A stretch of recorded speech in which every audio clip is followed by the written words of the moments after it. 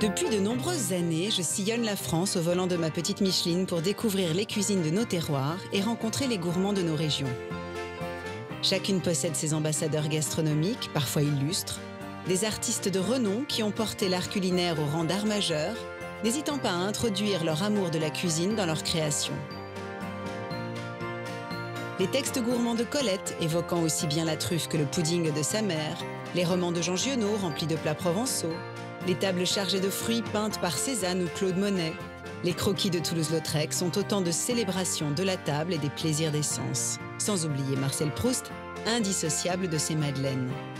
Dans cette nouvelle formule, j'ai décidé de me mettre à la table de ces créateurs, de faire le trait d'union entre leur univers artistique et notre passion gastronomique commune, afin de vous livrer les plus belles recettes de ces artistes épicuriens.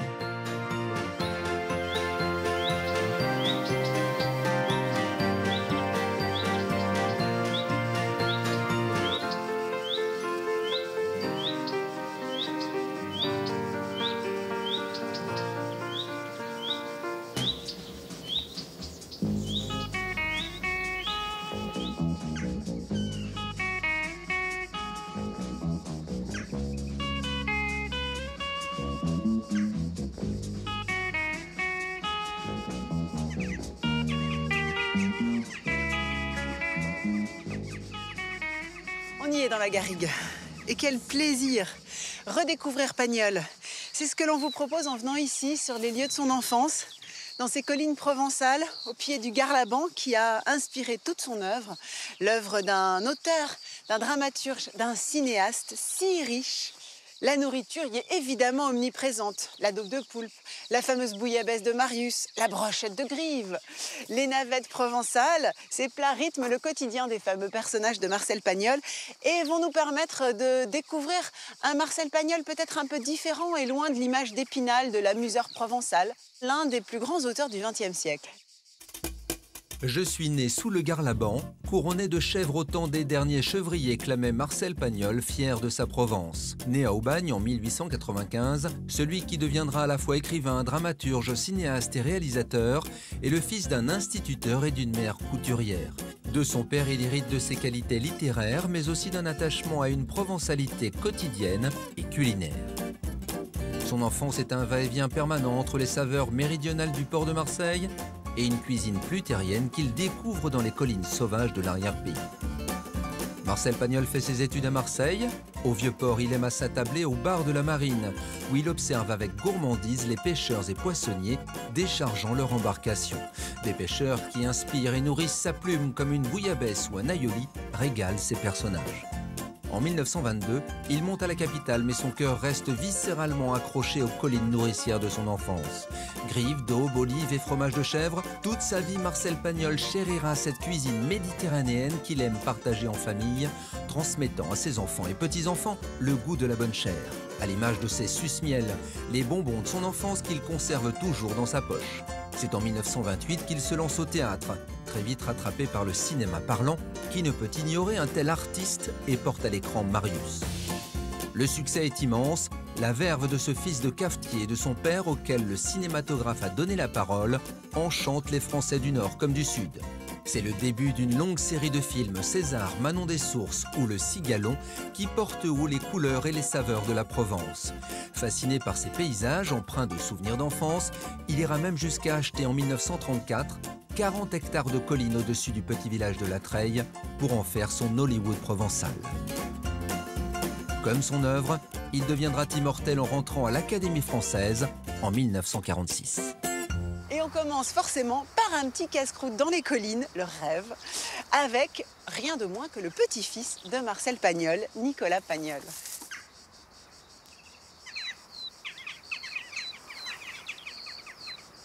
Bonjour messieurs. Bonjour. Et vous êtes pas mal là quand même, hein? Les rois du monde. En pleine colline. Bonjour. Bonjour. Tu présentes Edmond Matonne. Bonjour Edmond, Bonjour. Julie et Nicolas bien sûr. Dans les collines de Marcel Pagnol, au pied du Garlaban. Et un petit casse-croûte qui aurait pu être celui de Marcel Pagnol aussi? Oui, je pense. Ouais. On a le fromage de chèvre, les olives, les anchois. Et le pain, évidemment, le pain évidemment. nourricier.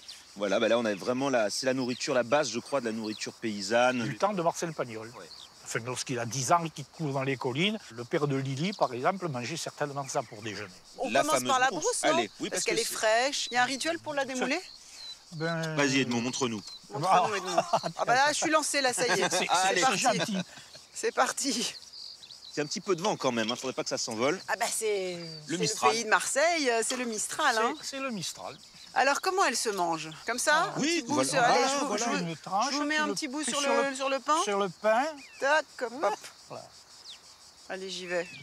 Je me sers. Et ça se mange comme ça, nature, Voilà, alors? voilà, Enfin, comme on soit veut. du sucre, soit du miel, soit du sel. On peut le... Mmh. Elle est là, la chèvre. Hein. Mais elle est d'une fraîcheur. C'est très parfumé. Extrêmement parfumée. Non. Et c'est vrai que le fait qu'il n'y ait pas de sel, on a vraiment le goût totalement pur. Et en parlant de parfum, Edmond nous a ramené ces petits bouquets garnis. Bouquet garni, c'est vous qui les faites? Oui. Oh, c'est merveilleux ça, en ramassant les herbes dans la garrigue. Alors, le thym, oui, le thym, il vient d'ici. Le laurier, non, et le persil qui est à l'intérieur, il vient de chez moi. de votre jardin. Alors, donc, Alors avec un petit Edmond. anchois, c'est bon aussi. Hein. Ah oui, fromage anchois. Ouais. Ah bah oui, fromage frais, pourquoi pas. Tu en veux un? Allez, ah oui, avec joie, j'adore les anchois. Hop là. Merci. Et alors Edmond, qu'est-ce que vous faites, vous, dans vos collines? Alors, ce que je faisais, parce que je Vous êtes faisais... à la retraite? Ah oui, il y a longtemps, parce que j'ai quand même 86 ans. Mais non. Oui. Vous avez consommé beaucoup d'huile d'olive et de fromage de chèvre. Ça C'est conserve, pas le régime apparemment. crétois, c'est le régime aubagnais. C'est ça. Exactement. Donc, je suis retraité de la Poste. Et à la retraite, en 92, on cherchait des gens pour accompagner les gamins dans les collines de Pagnol. J'aime marcher, j'aime crapahuter, ça me plaît. Et c'est Edmond qui m'a fait découvrir les collines, le premier qui m'a fait visiter les collines de mon ton grand-père. Et sa dernière randonnée, il a fait visiter les collines à mes enfants. C'est la dernière, Ah. d'ailleurs. Depuis, j'en fais plus. J'en ferai plus. Les arrière-petits-enfants de Marcel, c'est Ouais. touchant alors. Ah, moi, je suis un enfant. Là. Moi, je suis ébahi, je suis heureux. Quand je viens ici, je suis heureux. Et alors racontez-moi, Marcel Pagnol, il est né ici? Alors il est né à Aubagne. Qu'on sur- aperçoit, non? Oui, Aubagne est Oui, juste voilà. C'est la derrière. ville qui est ici, là-dessous. Là, voilà. Marcel est né cours Barthélemy, dans une maison de centre-ville, et il va y rester 2 ans. Son père est professeur à l'école La Canale d'Aubagne. Joseph est collé à la culotte de son fils, vraiment, C'est pour ça, le faire donc travailler. Pagnol, c'est pas Hugolin, quoi. Hein. C'est Ah c'est non, pas seulement non. les montagnes et les collines. Il y a aussi, il y a un vrai non. travail scolaire, il y a un vrai apprentissage. Mais les montagnes et les collines. collines, ce sont pendant les vacances. Eh oui, mais son œuvre, donc, c'est l'œuvre des vacances, finalement, alors. Cette partie de son œuvre, mais Marcel, c'est tout de même aussi Marius, Fanny, César, Manon des Sources, Topaz, Jean de Florette, la fille du Pusatier, et en définitive beaucoup d'histoires qui ne sont pas des histoires pour enfants. On peut le lire à tous les degrés en même temps. Mais c'est ça, quand Comme- on est comme enfant, Molière. comme Molière, On touche à l'universel, finalement, non? Il y a presque un côté dramatique, je trouve, dans ces romans. mais parce que Marcel nous parle des relations humaines, dans ce qu'elles ont de plus essentiel. Il nous parle de ce qui nous rapproche, pas de ce qui nous sépare. Allez, un petit bout de ce chèvre. Qui est Bien un chef de crémeux. Provence. Hop, qui veut, les garçons? Allez, Edmond. Petit. Merci. Bon, alors, quelle est la première étape que je peux faire dans cette découverte de Pagnol et de ses collines? Alors, vu que tu es tombé sur le charme des collines, je pense qu'il faudrait que tu ailles voir un de mes amis qui s'appelle Nicolas Dromard, qui les connaît par cœur, qui est comédien, qui joue du Pagnol dans les collines, qui est chasseur et un cuisinier traditionnel. Il aime beaucoup cuisiner à la cheminée, faire des vieilles Ça me va recettes. bien, ça. Un vrai provençal. Je vais prendre du coup les chemins du Gard-Laban pour aller rencontrer Nicolas. Très bien, ne te perds pas. Hein. Non, mais même si je me perds, ce sera pas perdu. Ce sera jamais un temps perdu. On appellera Edmond. Ouais, exactement. Ça vous donnera l'occasion de Oui. retourner dans les collines. Laissant Nicolas et Edmond dans les collines, je quitte les sentiers où Manon des Sources guidait ses chèvres pour descendre chez Nicolas Dromard, qui habite les hauteurs d'Aubagne, au pied du Gard-Laban. Un parfum de garrigue, si cher à Marcel Pagnol, m'accompagne sur ces routes et villages qui ont si fortement inspiré l'auteur de tant de films et de romans. Pour la plupart tournés ici d'ailleurs.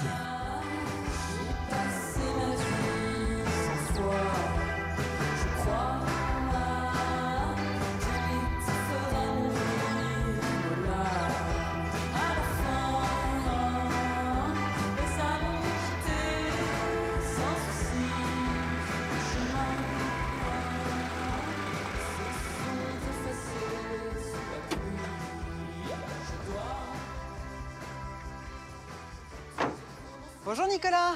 Bonjour Julie, bienvenue. Ah, je t'embrasse. Ah ben volontiers. Donc aujourd'hui, Marcel Pagnol, chasseur. Parce que ça, c'est une réalité. Oui, ça c'est une réalité. Oui, Pagnol a été... la chasse était très présente à l'époque de Marcel, hein, au début du XXe siècle. Et puis à l'époque, c'était un moyen de subsistance. Aussi, très important, puisque Lily de Bellon, son ami d'enfance, vivait aussi beaucoup de la chasse. Les revenus étaient pas évidents, quoi, voilà. Et donc, la chasse reste encore une tradition très ancrée hein, dans notre pays. Notamment la chasse aux grives. Notamment la chasse aux grives. À proximité, il y a quelques amis chasseurs qui nous en ont donné. Donc aujourd'hui, je vais pouvoir vous en faire goûter quelques-unes. Ouais, c'est ça, c'est ça. Je mets la main à la plume pour te dire que les grives ne sont pas venues cette année, écrivait Lily des Bellon à son ami Marcel dans le château de ma mère. Nous avons, pour notre part, la chance d'en avoir, et des belles. Passons en cuisine pour préparer cette recette qui nous plonge dans les lignes de l'auteur. Alors les voilà les grives, toujours un peu impressionnant quand même. Hein. Oui, Parce qu'évidemment, tu laisses la tête. Ah oui, la tête... Tu la manges? On la mange, on laisse le bec en général, et puis quelques gros os. Alors moi, je l'ai fait tout simplement avec une barbe de lard, du genièvre. Ouais. Ensuite, on les met devant un feu, à la cheminée. Comme le faisait Marcel Pagnol. Voilà. Et puis, évidemment, on coupe d'énormes tranches de pain qu'on place dessous. Qui vont récupérer tout le bon jus et puis qui sert aussi de présentoir pour présenter et d'accompagnement. La brochette au moment du repas. Une cuisine élémentaire. C'est ça, c'est ça. Bon, allez, on y va, on se lance. Alors, barbe de lard. Je prends une grive. Tout à fait. J'ai le cœur serré. Je mets ça comme ça, là? Oui, c'est ça. On va prendre du genièvre qui est juste à côté. Alors, du genièvre. Donc 2 baies de genièvre, 3, 4, combien t'en mets toi?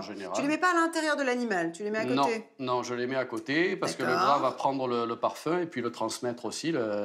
Souvent, la matière grasse, c'est ce qui va faire transmettre les sucres, les goûts, donc c'est important. Tu mets la tête là comme ça? On coince la tête. Ouh là là là là là là. Ah bah oui, mais j'aime le gibier, mais évidemment, c'est jamais très agréable de le voir dans son plus simple appareil, on va dire. C'est ça. Voilà, le geste est bon, parfait. Le geste est bon, je sais pas, on tourne ça comme ça, là, instinctivement. Allez, je continue à ficeler. Allez, moi je ficelle et moi je ficelle de lard. De lard, voilà. Tu les laisses entières, tu les vides pas, rien du tout. C'est ça qui est bon, justement. Hein. C'est ça, en fait. C'est d'avoir les abats, le foie. C'est tout ce qui va donner, en fait, la force aussi, hein, c'est un goût particulier hein, aussi, la grive. Oui, il faut vraiment aimer le gibier. Hein. Et alors, donc toi, tu es comédien, j'ai vu que tu avais des affiches de... C'est quoi? Ce sont des pièces de théâtre, là, que tu as mises en scène? Alors, pas forcément toutes mises en scène, mais dans lesquelles je joue dans la majorité. Tout ça, c'est des pièces de Marcel Pagnol. Oui, bien sûr. Je suis membre et cofondateur de la compagnie Dans la Cour des Grands. Ouais. Qui joue dans les collines de Pagnol. Ah, dans les collines, voilà. Donc près d'ici alors. Ah ben là, ici dans le Garlabon. C'est-à-dire que vous mettez en scène les pièces de théâtre dans un décor de verdure, quoi, vraiment, le décor de Pagnol. Voilà, là où Pagnol a filmé ses films, là où il a vécu ses histoires, on joue ça et le public est en immersion pendant toute une journée dans les œuvres de Marcel Pagnol. Voilà. L'œuvre de Pagnol est indissociable de ses paysages. Ah, ce sont les paysages qui ont fait naître l'œuvre et l'inspiration. Et puis on retrouve les caractères aussi des gens d'ici, donc ça c'est quelque chose d'essentiel, je dirais, chez Pagnol. Et ce bel accent. Il le faut aussi, voilà. Et puis il aborde des sujets qui, pour certains, sont encore complètement d'actualité. L'écologie. Il était le premier à avoir peur de la dégradation de son environnement, de cette fameuse nature qu'il aimait tant. Est-ce que tu veux que je m'occupe du pain? Allez. Donc l'idée, c'est de couper ton pain en deux, dans le sens de... Voilà, on va faire l'épaisseur. Deux tranches. Voilà. Donc là, il y a un hôpital pas trop loin, on est d'accord. Quand même le truc idéal pour se trancher la main. Nos grives empaquetées, on passe aux tartines qui feront office d'assiette dans cette cuisine rurale. Hop là, mais oui, hop. Comme l'affectionnait Marcel Pagnol, Nicolas cuit le petit gibier au feu de bois, une bonne heure, ce qui lui donne une saveur toute particulière.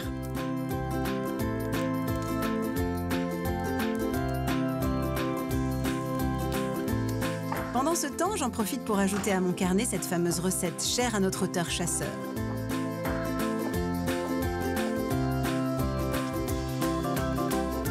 Pour cette recette de grive à la Pagnol, bonheur primitif, il vous faudra 12 grives à se procurer auprès d'amis chasseurs, 12 bardes de lard, 48 baies de genièvre, un gros pain de campagne et un bon feu de cheminée.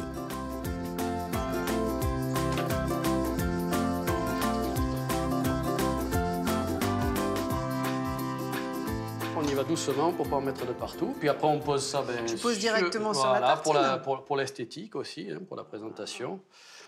Et voilà, et là, on a quelque chose de très joli et de très appétissant. Est-ce qu'on peut imaginer que Marcel Pagnol l'ait mangé comme ça? Ah, mais on peut plus qu'imaginer, on sait qu'il est mangé comme ça. Il nous en a laissé témoignage dans ses ouvrages. Un art de vivre, Marcel Pagnol. Telle Lily des Bellons et Marcel Pagnol pique-niquant dans les collines, c'est sur la terrasse de Nicolas que nous nous installons face au Garlaban pour déguster ce plat. Voilà. Allez, on s'en paye une bonne. Votre part, ma chère. Eh ben, il n'y a plus qu'à. Hein. Alors, on enlève quand même le fil. Hein. Oui, alors il faut le couper parce que... Bec et fil, on n'est pas obligé. Non, non, parce que ça a été extrêmement bien ficelé. Il y a des experts. Alors, est-ce qu'il y a une technique? Avec les doigts. Avec les doigts. Voilà, c'est tout. Super bon. Voilà. C'est absolument exquis. C'est une nourriture 100% naturelle. Et c'est vrai qu'en plus, voilà, on voit que c'est vraiment pas gras du tout, d'où la nécessité du lard d'ailleurs. C'est ça, parce que sinon après ça devient très vite sec. Mais c'est très bon, ça a un goût assez puissant et très fin. Très bon. Un bonheur n'arrivant jamais seul, Nicolas me confirme que quelques griffes supplémentaires pourront enrichir notre banquet. Hommage au conteur des collines, dont la mémoire flotte au-dessus de la garrigue du Garlaban. Je quitte ces collines pour descendre dans le berceau de la famille Pagnol, Aubagne. Je dois y retrouver l'autre Nicolas, Nicolas Pagnol. Nicolas Pagnol a tenu à nous cuisiner un plat qui nous rappelle que Marcel Pagnol était également marseillais, la daube de poulpe. Et pour cela, il faut aller faire son marché, puisque nous sommes dans les collines, et trouver un poulpe tout frais. Et il va nous faire découvrir pour cette occasion le marché d'Aubagne. Les gens du Nord, avec des airs d'envie, demandent ce que c'est un cabanon. Le cabanon. Nicolas Pagnol affectionne particulièrement son marché, situé à quelques encablures de la maison natale de son grand-père. Un marché réputé pour ses produits provençaux, arrivant tout droit de la mer, de la garrigue ou des champs environnants. Bonjour. Bonjour. Allez, parfait. Premier arrêt à la poissonnerie, où il se fournit en poulpe, ingrédient principal de sa recette. Bonjour. Bonjour. Vous allez bien? Ça va et vous? Ouais, bien. J'aimerais vous prendre du poulpe. J'en ai des beaux. Ouais. J'en ai des beaux, ils sont là. Ah, ils sont là, ouais. Combien vous en fallait? 3 kilos et demi. Et ils sont de Marseille? Oui, c'est les poulpes de Méditerranée, c'est les poulpes de sable. D'accord. Je passe à la préparation? Ok. Je repasse après. Oui, c'est bien aussi. Oui, on peut faire comme ça. je continue le marché. Allez, ça marche. À tout à l'heure. Laissons notre poissonnière à son ouvrage. C'est vrai que le poulpe n'est pas toujours ragoûtant, mais comme le disait le grand Marcel, si l'on jugeait les choses à leur apparence, personne n'aurait jamais voulu manger un oursin. Et moi d'ailleurs, j'aime le poulpe.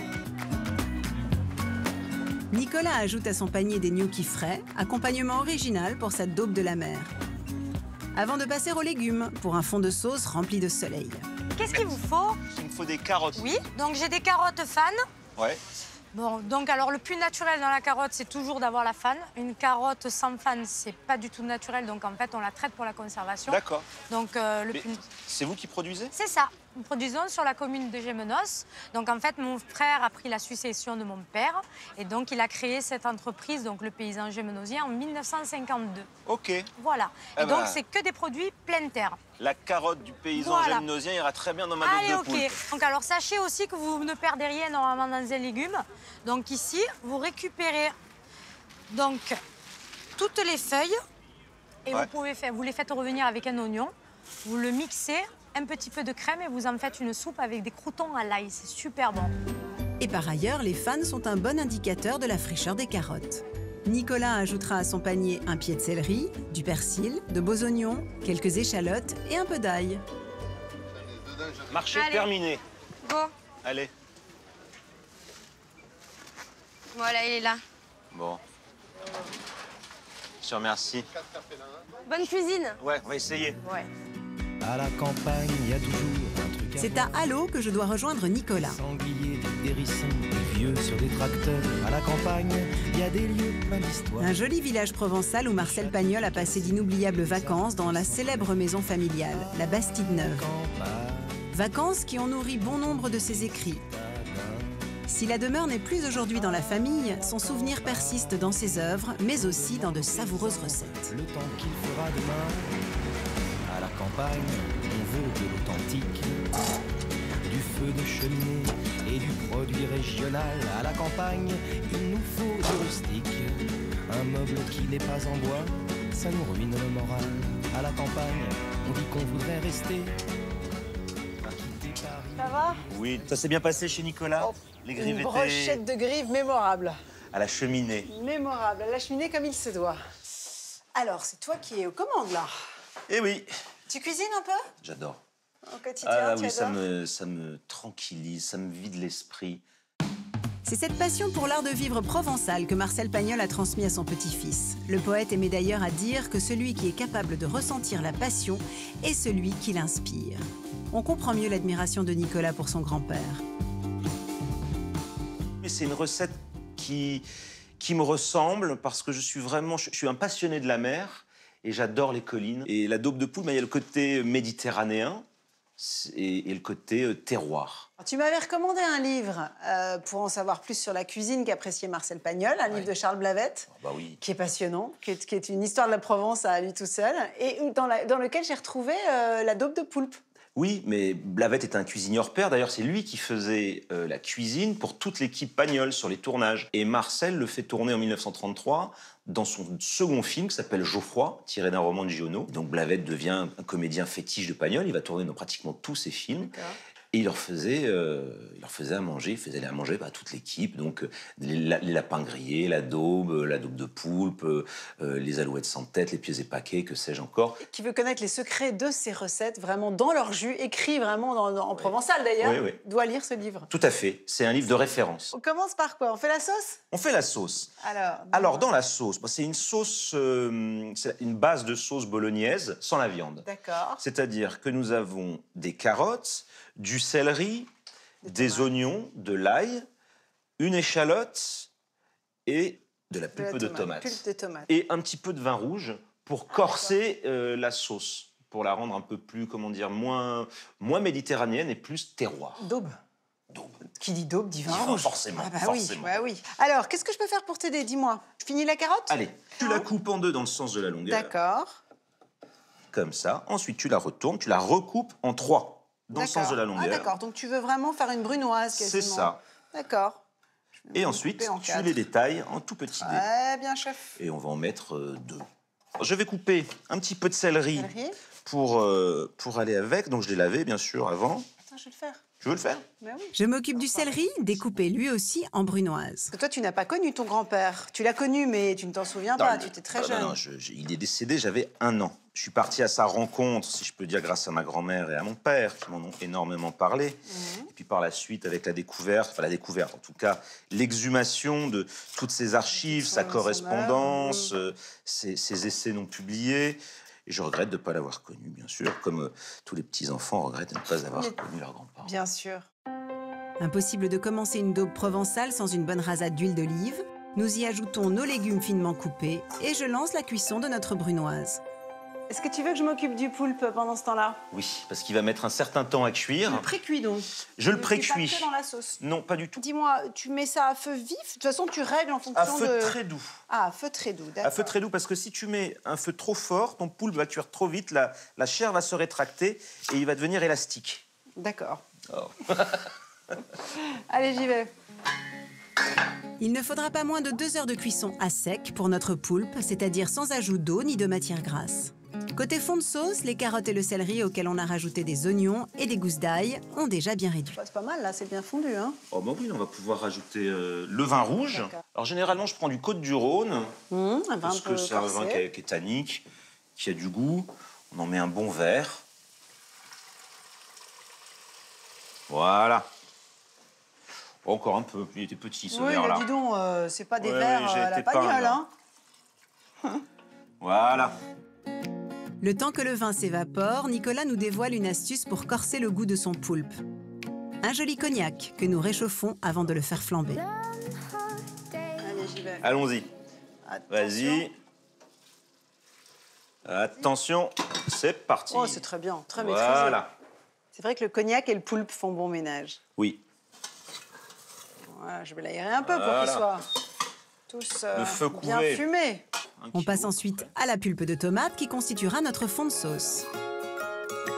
Dernier chapitre de notre recette, j'ajoute le bouquet garni de notre ami Edmond pour donner à notre plat le goût des collines.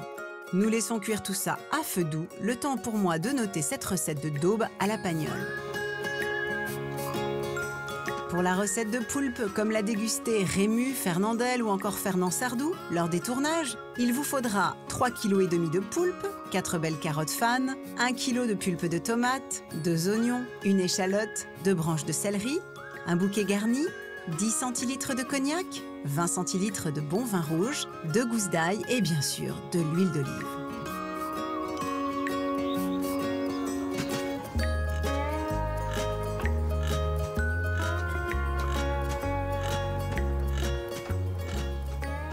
Alors, où en es-tu? Ah bah écoute, la sauce est prête. Voilà, je pense qu'on va pouvoir mettre ajouter le poulpe dedans. Alors tu vois, le poulpe a déjà un petit peu de goût. Tu veux goûter comme ça? Ah oui? Tu penses qu'il est cuit là après 2 heures? Ah oui, il est cuit. Puis tu vas voir, normalement, dis-moi ce que tu en penses. Tu le cuis jusqu'à ce qu'il soit tendre, quoi. Ouais, il est tendre. Ouais. Il faut qu'il garde un peu de mâche. Oui. Il est parfait. Donc tu le cuis pas beaucoup dans la sauce alors? Non, je le laisse un quart d'heure, 20 minutes. Ah oui, d'accord. Pas plus. Il est très bon. Et pour donner encore un peu plus de vivacité à notre plat, je déglace notre casserole au cognac pour récupérer les précieux sucs. Et on met ça dans notre casserole. Voilà. Ce précieux jus. Bon, je te laisse terminer le mijotage. Oui. Et tu nous apportes ton plat. Bien sûr. Au cigalon. Là, je crois que tu passes sur Allo. Ouais. Il faut que tu passes à une confiserie qui fait une spécialité, les suce-miel. Ouais. C'est délicieux. Les suce-miel, d'accord. Ouais, ils sont juste et dans on le les centre. trouve que là-bas? Que là-bas. Ah oui. C'est une spécialité locale. D'accord. Ah bah écoute, ça va. Et puis je t'en rapporterai quelques-uns pour notre repas. Avec plaisir. Je t'embrasse, merci. Le Cigalon, cet incontournable restaurant de l'œuvre pagnolienne, nous accueillera le temps de notre banquet. Il serait d'ailleurs difficile de rendre hommage aux pères de Fanny, Marius, César et bien d'autres sans y faire étape. Mais avant cela, sur les conseils de Nicolas, direction Allo. Le Moulin Bleu est la dernière confiserie à fabriquer artisanalement les fameux suce-miel. Ces petits bonbons au miel marseillais que Marcel Pagnol et ses petits camarades laissaient fondre dans leurs poches d'écoliers avant de s'attaquer aux dictées de Joseph, l'instituteur tant apprécié.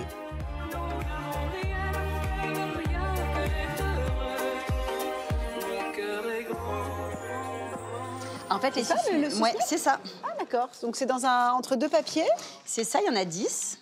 Ça se présente après roulé. Sucre, miel, glucose, d'accord. Ouais, alors, c'est vraiment une spécialité marseillaise qui date du début du siècle. D'accord. Nous sommes les derniers à les faire, voilà. Je peux? Bien sûr. Il faut le chauffer dans les mains pour pouvoir... Oui. Ah, c'est tout un processus. Rituel. Oui, exactement. Là, ça devrait marcher. Voilà.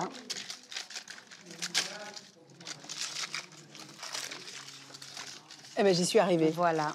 Faut pas le croquer. Voilà, vous mettez un morceau dans la bouche et vous le sucez. Voilà, exactement. C'est très très bon par ailleurs. Mais en revanche, il y a des dentistes qui cherchent à s'installer quelque part. Il y a un numéro de dentiste. Je pense que vous pouvez venir à Allo. Il y a du boulot. Ça, ouais. En fait, on est les seuls à les faire encore à la main, ici, à la boutique, au Moulin Bleu. Donc, si vous voulez, je pense qu'ils sont en train d'en faire vu l'odeur. Ah oui, donc, avec plaisir. je peux vous montrer. Ah, vous savez juger ça à l'odeur? Eh oui, parce que ça sent le miel de lavande. C'est au rez-de-chaussée de la boutique que sont fabriquées les fameuses confiseries. Ici, les gestes sont restés les mêmes de génération en génération. Le mélange de miel et de sucre est chauffé dans une marmite en cuivre avant d'être étalé sur une plaque de marbre. La rencontre entre les amis. Une fois refroidie, la pâte est prête à être travaillée. C'est Georges Testa, l'oncle d'Aurélie, qui est aux commandes de cet atelier dans lequel il a passé sa vie. Georges, ça fait combien de temps que vous fabriquez les suce-miel? Alors moi, j'y suis né dedans. Ah, vous êtes né dans le suce-miel? Je suis né dans le suce-miel, je suis né à l'étage au-dessus. Ah, carrément dans la Carrément maison? dans la maison, je suis né. Ah ouais? Nous, par exemple, quand on avait 3 ans, on a commencé à compter avec les chics. C'est quoi les chics? Les chics, c'est pareil que le suce-miel, mais c'est en bonbon. On les mettait en petits paquets. Ah, vous appreniez à compter avec les chics? On a appris à compter avec les mignon, chics. ça. Ah, vous êtes vraiment né dans le bonbon. Ah oui, j'y suis né. Des souvenirs d'enfance que Georges a partagés avec tous les habitants d'Allo. Moi, je me rappelle qu'enfin, il y avait des gens d'Allo qui venaient à l'atelier, qu'on appelait, parce qu'on appelait ça l'atelier, on n'appelait pas ça la fabrique, pour se chauffer. Parce que dans les maisons, il n'y avait pas de chauffage. Alors, quand ça se passait tout autour de cette fameuse table à suce-miel, alors souvent l'après-midi, on leur mettait une carafe d'eau à chauffer sur le four, et simplement avec de l'eau dedans, bon, ben, ils passaient l'après-midi comme ça, pour une tisane, ils étaient au chaud. Les hivers étaient un vrai lieu beaucoup de vie, plus- quoi. Voilà. C'était vraiment la table, on allait au chic, comme on disait. C'est le foyer. Voilà. C'est le foyer du village, comme on l'appelle. Le foyer du village. Alors, c'est pensez-vous une là-dedans, jolie histoire. tout ce qui se racontait. Je vous dis pas. Bon, alors attendez, parce que moi je me lance là, mais du coup je sais pas. Alors, Comment il on faut fait le faire un par un. Alors, attendez. Un par un. Ouais, il faut les Alors, tirer. on étire. Vous voyez, ça fait comme Je vois un, qu'il y a du métier, un là, hein. rectangle. D'accord. Il faut que ça vous Ah, on serve va de jusqu'au repère, rectangle, en fait. Ça d'accord. vous sert de repère. Et une fois que vous en avez fait un, Ah, il faut vous tout de suite repliez plier. le papier. Ouais. D'accord. Et le papier va coller. Et là, vous répartissez un peu la préparation à l'intérieur. Voilà. Maintenant, après, on réouvre. Et cet emballage, c'est vous qui l'avez mis au coulez le point ou ça, deuxième. c'est l'emballage Ah traditionnel? non, c'est un emballage qui est encore plus vieux que la recette. Ah, d'accord. Voilà, parce que c'était pour protéger de la lumière le miel. Le suce-miel, c'est un produit nostalgique. Les personnes âgées, même les moins jeunes, même les plus jeunes, ils viennent à Allo chercher le suce-miel. Non, Ils monteront veulent à le Allo le suce-miel chercher. d'Allo. Ils du monteront Moulin à Allo. Bleu. C'était la promenade du dimanche et ça allait toujours. Et est-ce que Marcel Pagnol, il a poussé la porte du magasin ou pas? Et Marcel Pagnol se faisait envoyer des suce-miel à Paris. Eh. Quelque chose, c'était un produit de son enfance. Ça lui Oui, c'est rappelait ça. son enfance. Des gourmandises qu'affectionnait tant notre écrivain provençal qui ne manqueront pas de trôner sur la table de notre banquet. Comme Georges d'ailleurs et ses savoureuses anecdotes qui pourraient bien animer les conversations. Enfin, s'il a le temps de lâcher son atelier et ses ciseaux. Après, Vous venez avec les ciseaux aussi. ou vous laissez Oui, mais je ne vois pas même passer de mes ciseaux. Vous allez y arriver? Ah oui. Bon, bah merci alors. À bientôt. Au revoir.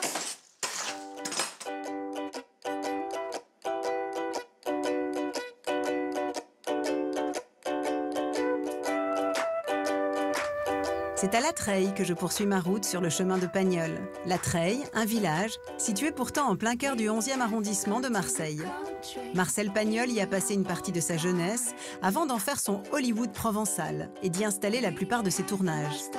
D'abord Geoffroy, son premier film en extérieur, ou plus tard Manon des Sources et ses scènes de village, rythmées par de joyeuses parties de pétanque ou de retour de chasse. Je vais retrouver là-bas José, spécialiste de Pagnol, mais aussi grande amatrice de dessert. José est une enfant du pays. Elle est marseillaise pure souche et elle est par ailleurs présidente de l'association des amis de Marcel Pagnol. Alors, en dessert, elle nous a proposé un flan aux œufs. D'abord parce que c'est la recette de sa grand-mère et ensuite parce que le flan aux œufs, visiblement, était très apprécié des Pagnols. Et elle nous donnera sa recette secrète.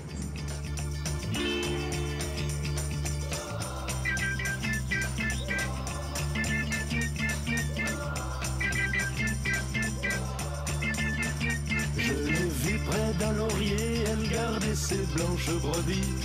Véritable passionné de son village, José ne quitterait La Treille pour rien au monde. Un village dans la grande ville qui résiste aux assauts de l'urbanisation pour garder son âme provençale et pagnolienne.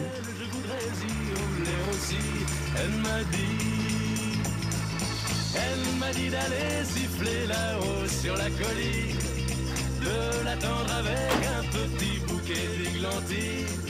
J'ai cueilli des fleurs et j'ai sifflé tant que j'ai... Bonjour José. Julie, bienvenue à Marseille, à La Treille. On dit le village de La Treille. Ouais. Mais c'est un quartier de Marseille, Ça comme reste un un autre. quartier de Marseille. Mais ça, c'est la faute à Marcel Pagnol, en quelque sorte. Parce que dans le film Manon des Sources, il a tellement dit le village que les gens croient Que c'est un village. que à c'est part un entière. village. Et bien souvent, les gens, ils cherchent la mairie et le maire.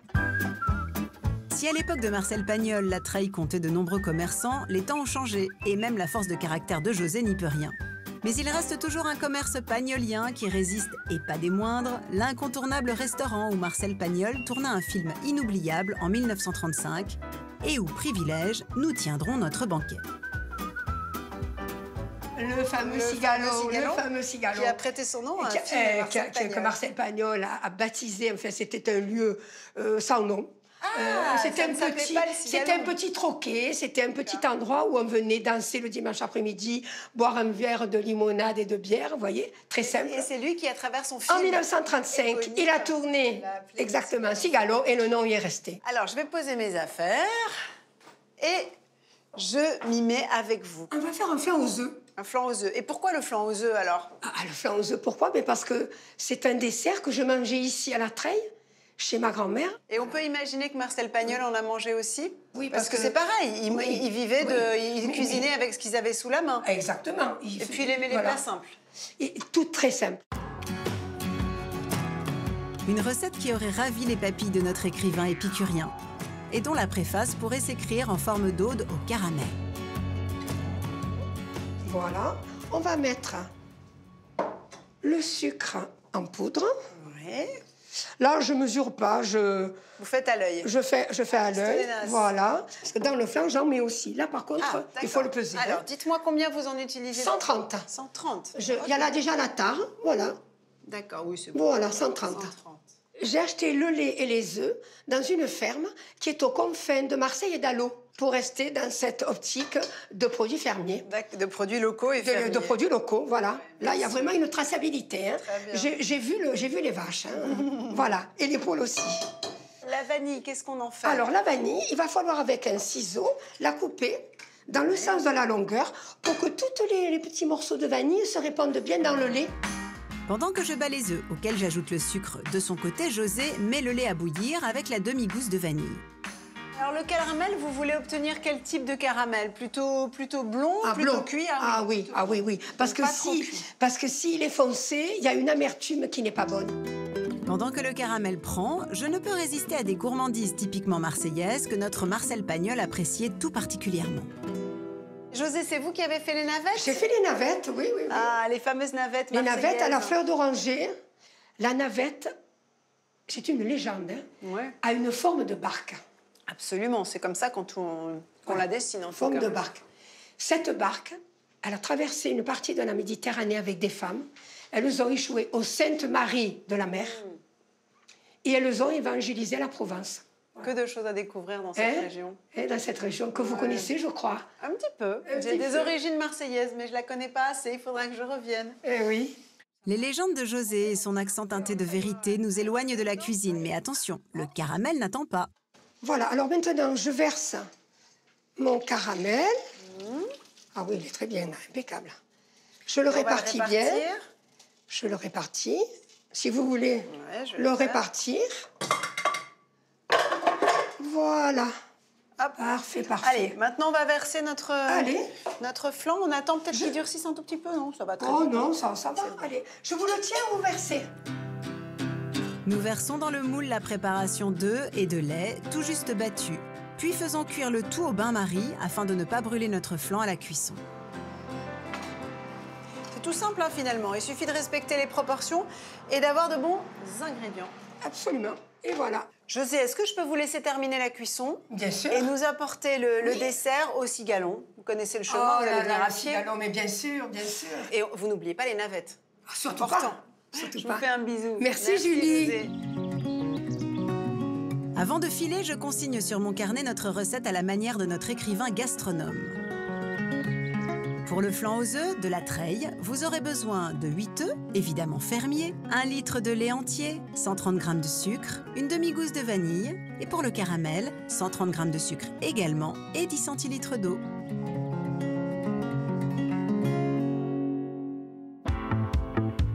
La fin de notre voyage approche et nous serons bientôt tous réunis à la table de notre banquet.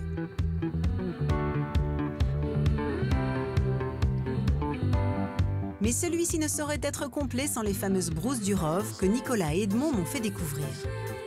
On va aller rencontrer un chevrier, Luc Falco et sa femme Magali, qui baladent leurs chèvres, leurs 80 chèvres sur les contreforts de la Sainte-Baume tous les jours, de façon à ce qu'elles puissent brouter la bonne garrigue, les herbes de la garrigue, et ça se ressent dans leurs produits.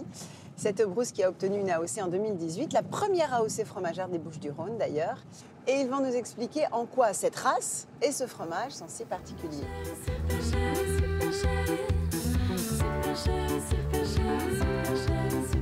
C'est dans le massif de la Sainte-Baume, au-dessus de Cuges-les-Pins, que nous retrouvons Luc Falco, en pleine garrigue, accompagné de ses 80 chèvres.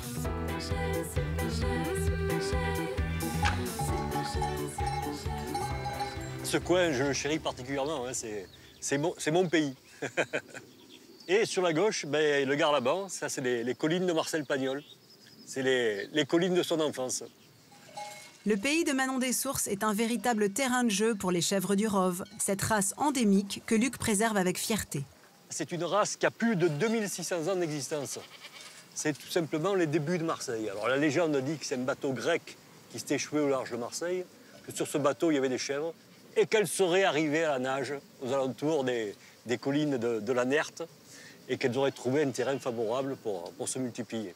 C'est les seuls qui sont capables de valoriser ces terrains aussi arides que nos forêts méditerranéennes. Qu'est-ce qu'il y a, Charles? Oui, ma fille. Ouais.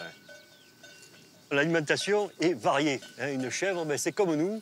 Elle aime bien, elle, herboriser. Nous, on aime bien changer de nourriture. Et elles herborisent, c'est-à-dire qu'elles vont manger diverses essences végétales.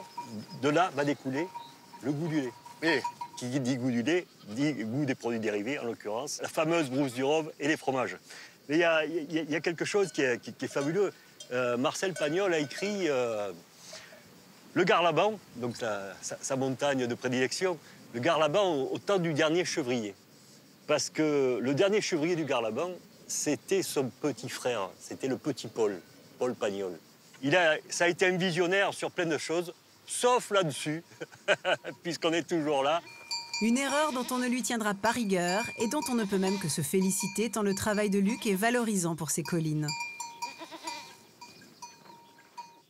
Après avoir pris le grand air, retour à la chèvrerie pour nos caprins. C'est Magali, la femme de Luc, qui s'occupe de la traite quotidienne. Cette race produit peu de lait, mais sa qualité inégalable donne à la brousse du Rove un parfum unique qui n'a pas changé depuis des décennies.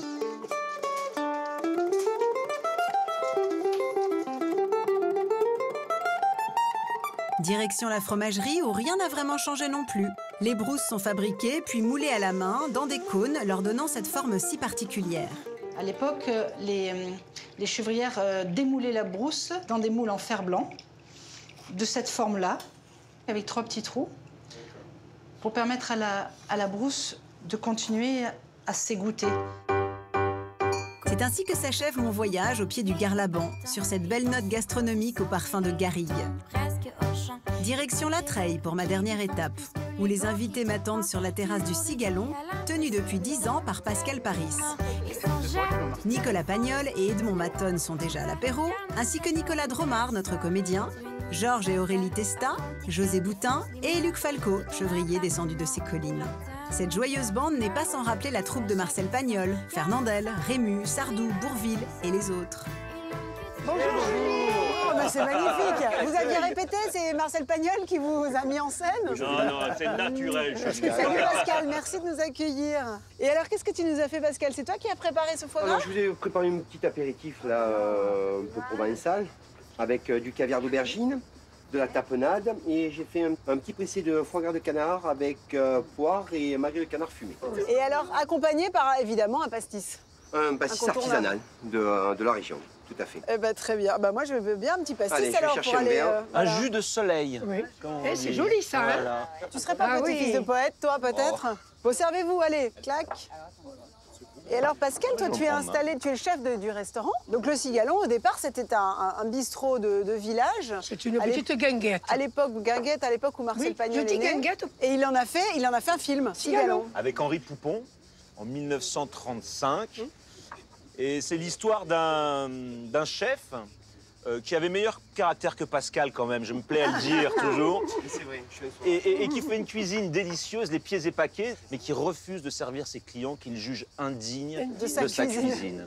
Donc toi, tu ne refuses pas de servir les clients, on est bien d'accord? Non, mais je rouspète de temps en temps. Ah bah attends, il faut entretenir la légende. Non. Et d'ailleurs, dans le film, à un moment, Cigallon, il dit aux clients, on ne va pas dire les Parisiens quand même, aux clients, il dit, mais qu'est-ce que vous avez à manger? Il a dit, ben, vous parlez tout le temps de manger, mais mangez des œufs. Ça. Et ça, il n'y a pas plus beau que ça. Et le silence. Surtout le silence. Ouais. J'avoue que le pastis foie gras, c'est une première pour moi. Ouais, et ça marche hein, sûrement? Ça marche. Ça marche. C'est très bon. Mais on parle aussi souvent, on avait fait une pagnole de mandarin picon. Ah oui. Et le picon, qu'est-ce que c'était le picon? Ah, parce qu'on s'arrête de la bière notamment. C'est les oranges pelées. Le picon, voilà. c'était... Donc c'est fait avec des oranges pelées, c'était fabriqué à Marseille. Et nous, quand on était petits, mes parents avaient peu de moyens et on achetait des oranges sans peau. On appelle ça les piquants. Qu'on appelait qui des avait été piquants. utilisé pour le Parce picon. qu'il utilisait l'écorce d'orange pour les piquants. Voilà. Et le fameux C'était moins cher. cocktail des 4 tiers. Ouais.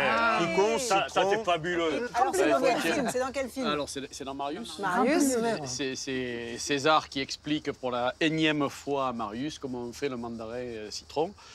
Et donc, c'est un tiers de picon, un petit tiers de citron, un bon tiers de curaçao et un grand tiers d'eau.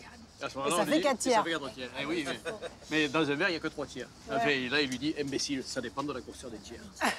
Voilà. Le petit tiers, le gros tiers. Voilà. Bon, prenez vos pastis, on rentre à l'intérieur? Allez, on rentre à Allez, l'intérieur. après ce magnifique apéritif. Oh ben, moi, je vais finir. C'est dans cette salle inchangée depuis des années que nous passons à table entourés des personnages emblématiques de Marcel Pagnol. Ah, merci. C'est toi l'experte. Ouais, enfin. Voilà. José, moi, tiens, serre-toi. je vais éviter de manger la carcasse et le gésier. Bon, ça sert à rien les pinces. Ah non, là, c'est un coup de couteau, c'est les doigts, là. Avec les doigts, hein. Ben, nous, on est Pas sérieux. s'inquiétiner, hein. Avec les doigts, hein. Alors, Marcel, il aimait chasser la grive. Est-ce que toi, tu es chasseur aussi ou pas, Nicolas? J'ai chassé étant enfant avec mon père. J'ai des souvenirs formidables. C'est un sentiment de liberté dont je me souviendrai toute ma vie. Proximité avec la Retour à la vie nature, sauvage, avec ouais. la, voilà. C'est donc, mais je suis plutôt pêcheur. À peine le temps d'évoquer quelques souvenirs que déjà les assiettes sont vides. On ne plaisante pas avec les grives. Preuve de l'appétit des amoureux de Pagnol pour ce plat emblématique. Il est temps de passer à la daube de Nicolas Pagnol que Pascal nous sert avec des gnocchis. C'est chaud, Oh, c'est très chaud, c'est très chaud. C'est magnifique. C'est bon, j'espère. Les gnocchis. Pas de Comment maricé. dit-on les gnocchis ici? Les gnocchis. Les gnocchi. Les gnocchi. Les gnocchi. Les gnocchi. On traîne sur le haut. Les gnocchi. Les gnocchi. Eh oui. Le i, on l'oublie, Mais- quoi. non, Les mais- gnocchi. Bon, alors, la daube de poulpe, ça parle à tout le monde? C'est quand même un plat qui est assez répandu ici? Alors, la daube de poulpe, en principe, surtout à Marseille, ça faisait partie des repas maigres de Noël. Ah, d'accord. On mangeait la veille de Noël. Un plat maigre, mais que nous dégustons avec gourmandise et générosité, fidèle à l'ambiance des tournages pagnoliens. Pagnol, avant toute chose, c'était le partage sur ces plateaux. Il y avait de grands banquets, enfin de grands banquets. Fernandel disait, voilà, avec Pagnol, on commençait à tourner quand le repas s'était fini de manière satisfaisante et qu'on n'avait pas décidé de commencer une nouvelle partie de boules. Voilà, donc il disait... Avant tout des moments d'amitié. Voilà, avant toute chose, ça a été du partage entre copains, voilà. Pagnol ne se limite absolument pas à Marseille, ni à l'accent marseillais, ni à la Provence. C'est le décor de son œuvre. C'est avant tout un La grand, profondeur des personnages. un grand auteur dramatique. Absolument. Quel que soit le théâtre. Que ce soit du niveau de Molière Ou de Shakespeare. ou de Shakespeare hein, dans les drames. Hein. ou d'autres. Il s'est servi de son les- terreau familial et d'enfance, mais On il ne aurait peut pu plus. prendre n'importe quel. On ne parle bien que de ce sujet. que l'on connaît et de ce que l'on aime. À cette époque-là, le poulpe, bon, c'était quelque chose qu'on ne vendait pas. C'est-à-dire que le poulpe, souvent, quand il y avait des grands repas, comme les poulpes, souvent les poissonnières, ils en faisaient cadeau quand on avait fait un gros achat. C'était pas valorisé à l'époque. C'était pas valorisé. Le persil du maraîcher. Donc voilà. C'est pas mal. Donc c'est pour ça que souvent dans les le plat banquets, du il y avait la pauvre. daube du poulpe, parce que ça coûtait pas cher. Voilà C'était l'histoire. le plat du pauvre. C'est pour ça que le grand-père devait mettre la daube de poulpe, parce que le gars lui coûtait. Ça devait Ça devait guère lui coûter. Il est en train de lui dire que Pagnol était un peu rare. C'est dans cette ambiance d'amitié que nous passons au fromage. Oh là là, entrée en Alors, scène du fromage. Comme on est entre amis aujourd'hui, j'ai porté les brousses, vous allez me dire après. Mais bon, on va se régaler. Allez, Luc, fais-nous. Ou si j'ai bien fait mon boulot, on va reconnaître les saveurs qu'a décrites Marcel Pagnol dans tous ses livres et dans tous ses films. Pour démouler une brousse, il faut avoir, comme on dit à Marseille, il faut avoir le style. Le coup de souple. OK? Donc regarde. Il faut avoir le C'est tout biais. simple. Ah, Sur le d'accord, souple. d'accord. Tu as vu, oh, c'est un coup de mec. Et après, tu tapotes légèrement. Alors, en Ah, général, tapoter quand le- je fais une démonstration, je fais une grosse couillonnade. Ouais, Mais bon, on va forcément. essayer. Allez, voilà. Il n'y a rien là. Voilà comment démoule une brousse du Rhône. Je te pique une serviette pour la même prix. Qu'est-ce Donc, qu'elle a de comment on fait pour les- particulier, cette chèvre du Rhône, alors? Qu'est-ce qu'elle a de particulier? Mais c'est la plus belle race au monde. En toute objectivité. C'est une chèvre qui a une port de cornes Les cornes torsadées? en forme de lyre. qui est magnifique et qui est fière. Elle est un peu l'image des Provençaux. Un peu fier, un peu frondeur, un peu bagarreur. Avec des cornes. Voilà, et avec des cornes. Place au dessert de José, elle nous apporte son joli flan doré qui n'est pas sans rappeler les couleurs du Garlaban au coucher du soleil. Waouh, c'est beau. Voilà. Et les navettes. Et les navettes. Maison. Les navettes, il y a un secret. Il y a des secrets, hein, il y a des choses. Merci. Ouais, elles ne sont pas... Elles sont d'ici, elles ne sont pas de Saint-Victor. Et ça, ben là, ça, les gâteaux secs, ça a toujours été. Miel, lesquels ils sont, les c'est pas les 13 desserts de Provence. Mais pas loin, hein. Ouais, voilà. Ah, mais il n'y a pas les suce-miel, là. Ils sont là. Ah, ils sont là-bas, ouais, tu les as éloignés. Tu savais que c'était une cible de choix. Allez, donnez les assiettes, voilà. C'est que des chics. Oh là là, c'est beau ça. Et oui, il y a les chics, les suce-miel et tout. José, ton flan est délicieux, hein. Vraiment exquis. Il est parfait. Ni trop sucré, très fondant. Ça me rappelle mon enfance. Le caramel. Aux œufs, comme ça. Alors, on va distribuer les suce-miel, ça va être tout ça. Oui, l'incontournable. Fameux. Merci. Qui veut des suce-miel? Merci. Alors ça, je pense que Marcel a dû en manger, mais qu'il n'a pas écrit. On ne peut pas tout écrire. C'est ça. Souvenir d'enfance. Oui, exactement. Des gourmandises qui donnent à la fin de notre banquet un goût de retour en enfance. La dernière ligne de ce joli roman que nous aurons écrit ensemble aujourd'hui. Les croquants aux amandes, là, ils sont exceptionnels. Ah ouais. On va pas laisser ça, viens. Là. Voilà. Faut avoir de bonnes dents. Voilà, le casse-dents. Le casse-dents. Ah, mais ce que j'aime bien, c'est Et notre voyage au pays de Pagnol se termine. On repart le cœur gorgé de senteurs, de souvenirs, de saveurs. Et tout ça avec l'accent. Et le moins que l'on puisse dire, c'est qu'on s'est rendu compte que ces personnages, ces paysages si particuliers à ce territoire sont devenus, grâce au talent de Marcel Pagnol, universels, intemporels. Et bravo à lui et surtout, cuisinez provençal et venez parcourir les sentiers de Marcel Pagnol ici en Provence. Salut!